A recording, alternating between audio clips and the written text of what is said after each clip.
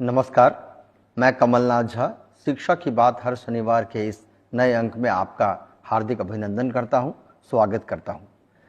आज हम शिक्षकों और बच्चों के कुछ प्रश्नों के साथ पुनः उपस्थित हैं। हमारे साथ शिक्षा विभाग के अपर मुख्य सचिव डॉक्टर एस सिद्धार्थ प्रश्नों का जवाब स्वयं देंगे। आपका बहुत बहुत अभिनंदन है, स्वागत है सर। सर, सबसे पहले तो मैं आपको बधाई देना चाहता हूं कि पिछले महीने 22 मार्च से 24 मार्च को आयोजित बिहार दिवस का शिक्षा पेवेलियन इस बार अपने नए कलेवर में दिखा है सर।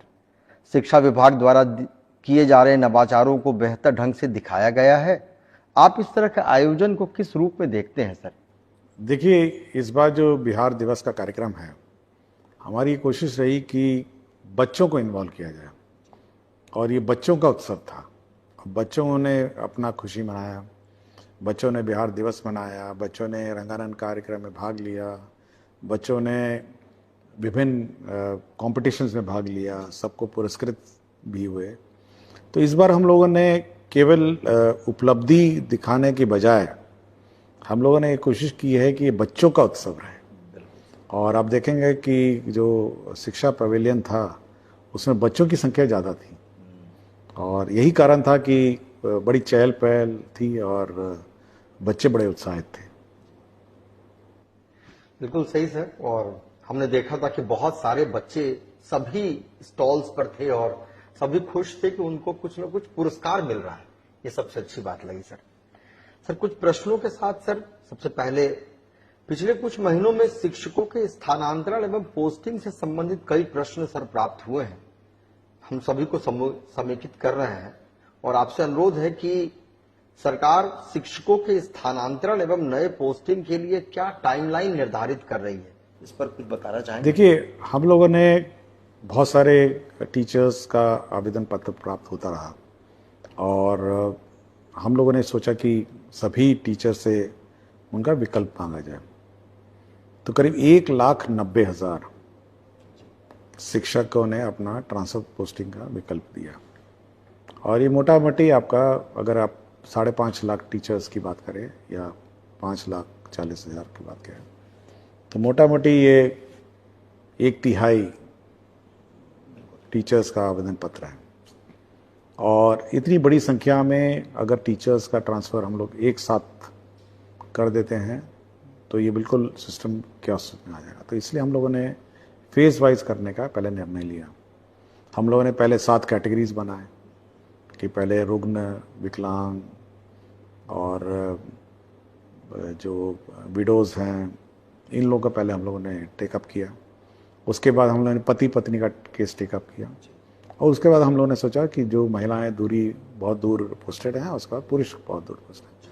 तो मोटा मोटी हम लोगों ने इसको क्रमवार करने का निर्णय लिया।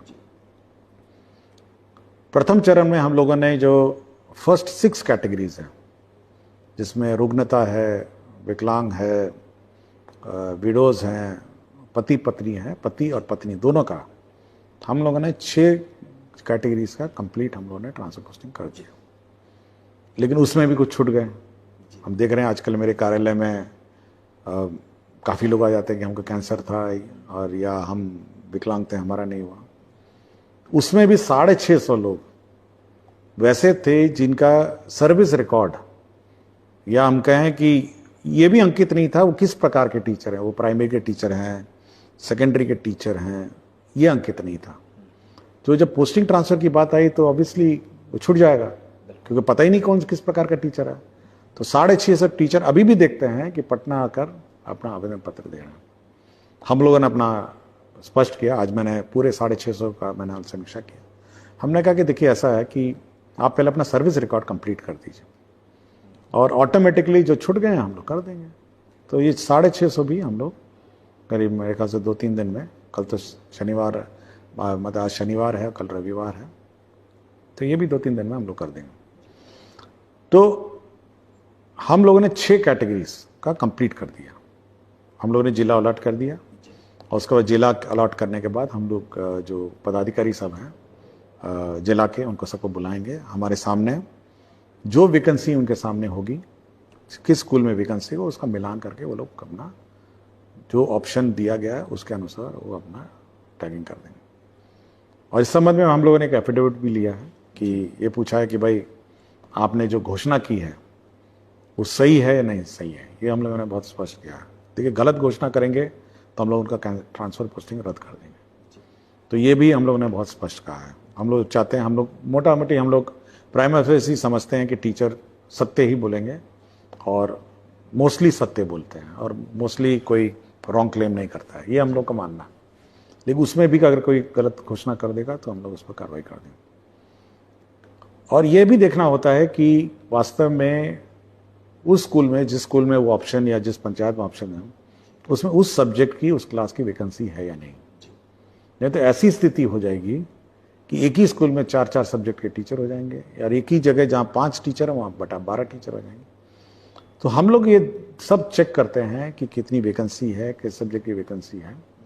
तो पहले 6 कैटेगरी तो हम लोगों ने कंप्लीट कर दी।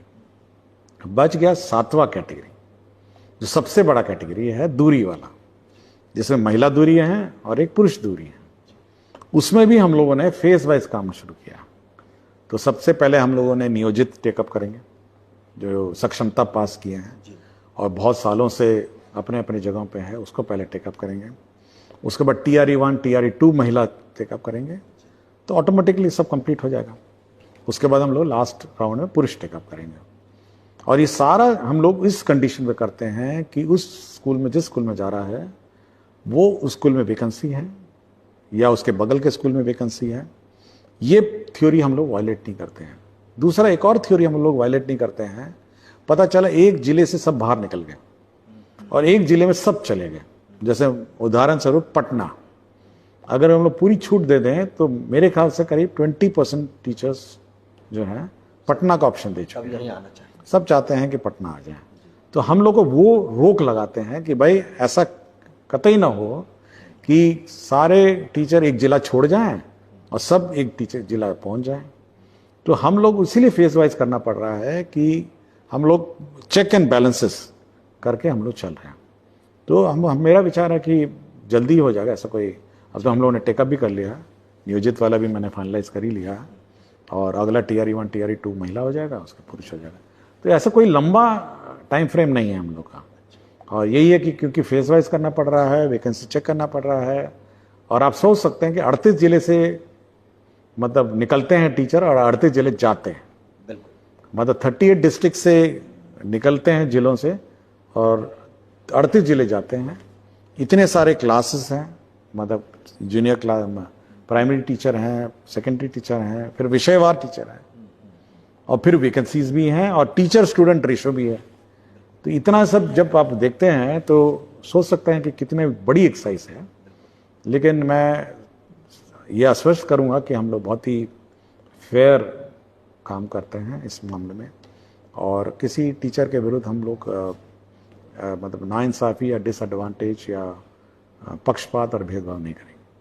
बहुत बहुत धन्यवाद सर। और ये बहुत ही महत्वपूर्ण था। मुझे लगता है कि बहुत सारे शिक्षक जो सुन रहे होंगे वो इससे अपने आशान्वित भी होंगे सर। एक सर मनीष कुमार सिंह है, राजकीय मध्य विद्यालय कुम्हनी रफीगंज औरंगाबाद के। इनका कहना है कि इनका जिला जो अलॉट किया गया है उससे वो संतुष्ट नहीं है। मैं ओबीसी का कैंडिडेट हूं, पर ज्यादा नंबर होने के कारण मेरा मेरिट जनरल कैटेगरी में बना दिया गया है। ओबीसी का कैंडिडेट को हमसे कम नंबर लेकर भी उसको अपना जिला अलॉट कर दिया गया है। मेरा अधिक नंबर एवं ओबीसी होने के बावजूद भी अपना जिला नहीं मिला है। देखिए, हम लोगों ने डिटेल प्रेस रिलीज जारी किया, और इसमें अगर कोई टीचर मेरिट में ऊपर आ जाता है, जनरल में आ जाता है, तो उसको जनरल ट्रीट किया जाता है। और अगर हम लोग पोस्टिंग के वक्त उसको अगर ओबीसी या बीसी कैटेगरी में वापस अगर हम लोग अकोमोडेट करते हैं, फिर जो बीसी कैंडिडेट है उसको कहाँ डालेंगे? वो तो फिर छट जाएगा, उसका तो नौकरी चला जाएगा। तो ये एक पॉलिसी रहती है सरकार की, और बीपीएससी ने उस ओबीसी कैंडिडेट को, मैंने सुबह देखा था इसको, मैंने बहुत ध्यान से इसको केस को पढ़ा था। अगर ओबीसी कैंडिडेट का अगर जनरल में रिजल्ट बीपीएससी घोषित कर देता है तो उसको बीपीएससी घोषित रिजल्ट जो जनरल में किया है उसको जनरल ही मान के हम लोग पोस्टिंग करते हैं। अगर हम उसको ओबीसी करके वापस पोस्टिंग कर देंगे तो जो नीचे वाला ओबीसी कैंडिडेट वो छट जाएगा। तो इस संबंध में मैंने बहुत डिटेल हम लोगों ने एक प्रेस रिलीज दिया है, और बहुत सारे मामलों में भी यही, न्यायालयों का भी यही स्टैंड रहा है।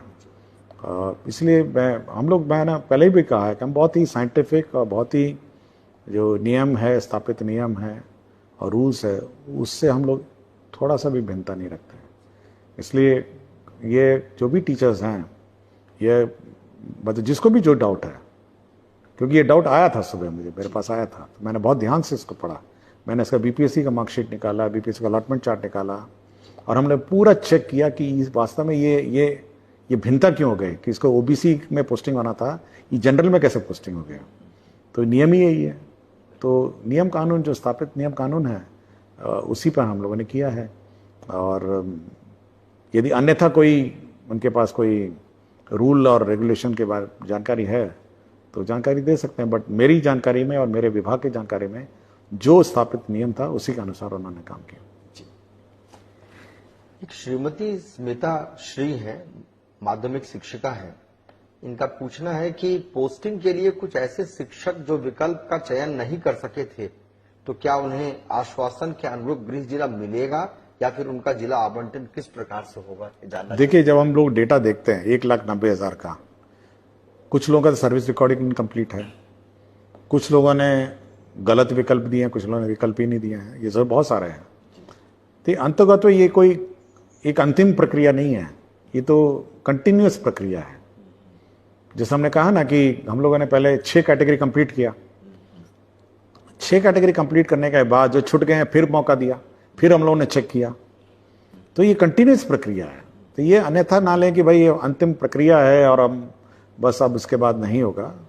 तो जो छूट जाएंगे तो फिर विकल्प देंगे हम लोग, या कुछ आपको कन्फ्यूजन, हमको कन्फ्यूजन हो या डेटा में अपूर्ण हो, फिर मांगेंगे विकल्प। जैसा हेडमास्टर में अलग ही, जैसे कल हेड शिक्षक की बात है, हम लोगों ने सभी 99% लोगों को अपना चॉइस दे दिया। जो 1% बच गए हैं, फिर हम लोगों ने विकल्प मांगा। हमने जबरदस्ती किसी को नहीं भेजा कि भाई आप फिर विकल्प दे दीजिए, ये वैकेंसी है, ये रोस्टर है, ये वैकेंसी है, आप बता दीजिए, हम लोग पोस्टिंग करेंगे। हम लोग किसी टीचर को ये नहीं करना चाहते हैं कि कष्ट में नहीं रखना चाहते हैं। और आप देखेंगे कि 99% जो वो चॉइस मांगा है, 3 चॉइस मांगे थे, किसी को फर्स्ट चॉइस मिला, किसी को सेकंड चॉइस मिला, किसी को थर्ड चॉइस मिला। उसके बावजूद भी अगर किसी को समस्या है तो फिर आगे की बात है। तो ये कंटिन्यूस प्रोसेस है और ये कोई अंतिम कोई कट ऑफ नहीं है कि भाई इसके बाद हम नहीं करेंगे। एक श्रीमती स्मिता सिंह है, शिक्षिका है, रामजी चक पटना की। उनका पूछना है कि सर, हमारे राज्य में बड़ी संख्या में शिक्षकों की नियुक्ति होने के बावजूद शिक्षकों का वितरण असामान्य है। मेरे विद्यालय में कुल 9 शिक्षक हैं एवं लगभग 1000 बच्चे नामांकित हैं। तो इस परिस्थिति में सरकार शिक्षकों के समान वितरण या रैशनलाइजेशन के संबंध में कुछ विचार कर रही है। देखिए, इसीलिए मैं कह रहा हूँ, जब हम लोगों ने जिला अलॉट किया, अब जब शिक्षक पोस्टिंग होगी तो इस रैशनलाइजेशन के आधार पर होगी। अगर आपके यहाँ 1000 हैं तो 40 के हिसाब से आपका कितना होना चाहिए, उतना टीचर होना चाहिए अपना, 40 के हिसाब मिनिमम, हो सकता है 35 पे हो, तो मिनिमम आपका होगा। तो हम लोग बिल्कुल रैशनलाइजेशन के कर ही करेंगे। हम लोग आज भी देख रहे थे, एक स्कूल में 3 ज्योग्राफी के टीचर हैं, किसी स्कूल में मैथ्स के 2 टीचर हैं, और ऐसे भी स्कूल हैं जहाँ ज्योग्राफी के टीचर नहीं है, मैथ्स के टीचर नहीं है। तो हम लोग ये कोशिश करेंगे कि ये नॉर्मलाइजेशन, अब ये जो एक तो TRE 3 के तो नए टीचर आ गए, ये जितने ट्रांसफर करके जाएंगे वो भी हैं, तो अब जिले में एक पूल हो जाएगा। जो ट्रांसफर करके गए हैं, जो TRE 3 के लोग हैं, और जिले के जो अंदर हैं, वो भी तो अंदर भी है वाले भी हैं, उनका भी ट्रांसफर पोस्टिंग होना है। तो वो तो जिले के अंदर का है, वो तो इंटरनल मैटर है जिले का। तो ये 3 भाग में जो टीचर आ रहे हैं उनको आप रैशनलाइज करेंगे और ये सुनिश्चित करेंगे कि हर स्कूल में हर सब्जेक्ट का टीचर हो। और अगर स्कूल में शॉर्टेज होगी उस सब्जेक्ट्स की, मतलब ओवरऑल, मतलब पता चला राज्य में मैथ्स का शॉर्टेज है या ज्योग्राफी का शॉर्टेज है, फिर हम लोग स्पेसिफिक एग्जाम लिखवाएंगे। मतलब फिर हम मैथ्स के टीचर रिक्रूट करेंगे, साइंस का टीचर रिक्रूट करेंगे, और अगर पता चलेगा ज्योग्राफी के टीचर बहुत हो गए हैं तो उनका नहीं करेंगे। तो अब सब्जेक्ट वाइज हम लोग उसी सब्जेक्ट के टीचर का फिर हम लोग नया रिक्रूटमेंट निकालेंगे, जो TRE 4 की जिसकी बात करते रहते हैं। किंतु ये हम लोग एक बार रैशनलाइजेशन के बाद पता चल जाएगा कि कितने टीचर कितने कैटेगरी के ज़्यादा हैं या कम हैं। बहुत अच्छा सर, ये मुझे लगता है कि वो संतुष्ट हो जाएंगी